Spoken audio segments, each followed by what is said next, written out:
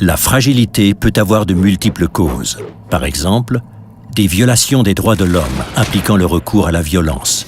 Des voisins qui se font la guerre parce qu'ils ne parlent pas la même langue et ne partagent pas la même religion. Une économie fragile, particulièrement vulnérable aux chocs extérieurs. Des structures publiques peu solides ou inexistantes, par exemple un système judiciaire défaillant ou l'absence de tout système social. Une modification durable de la température et des précipitations avec, à la clé, une raréfaction de l'eau, une multiplication des conflits autour des terres fertiles et une diminution des récoltes dues à la sécheresse ou aux inondations. En bref, de nombreuses personnes vivent dans des conditions précaires, en proie à la peur et à l'incertitude quant à leur avenir. Aujourd'hui, il y a 1,5 milliard d'hommes et de femmes qui vivent dans des pays qui connaissent des conflits armés et où des institutions gouvernementales stables manquent ou bien partiellement ou complètement. Pensez à des pays comme le Mali, le Népal, l'Afghanistan et autres. Et dans des pays en fragilité, comme on l'appelle, il y a aussi très souvent des masses de jeunes gens qui n'ont pas d'emploi, et pas seulement ça, qui n'ont aussi pas d'espoir, pas de perspective d'avoir un emploi dans l'avenir proche.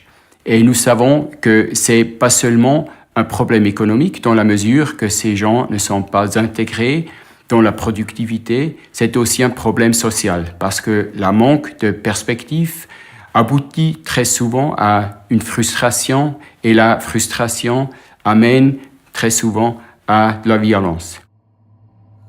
La Suisse s'engage dans les pays fragiles pour que les personnes et les organisations soient mieux préparées à faire face à des situations difficiles. Le but est d'assurer à ces pays davantage d'autonomie, de sécurité et de stabilité.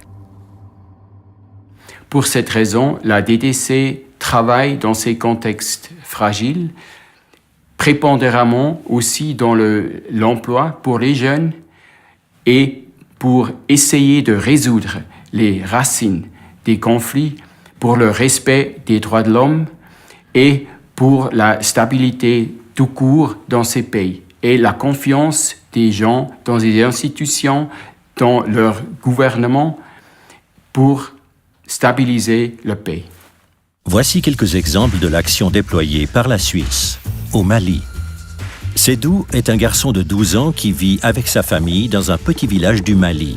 Autrefois, il faisait partie de ces nombreux enfants maliens, on en compte près d'1 million, qui ne vont pas à l'école et sont encore analphabètes à l'âge de 15 ans. Grâce à une initiative de la DDC, Sédou peut fréquenter aujourd'hui l'une des écoles itinérantes nouvellement créées en vue d'y obtenir un diplôme. Et sa sœur aînée, Oumou, a pu trouver un emploi au terme de sa scolarité grâce au système de formation professionnelle mis en place avec le concours de la Suisse.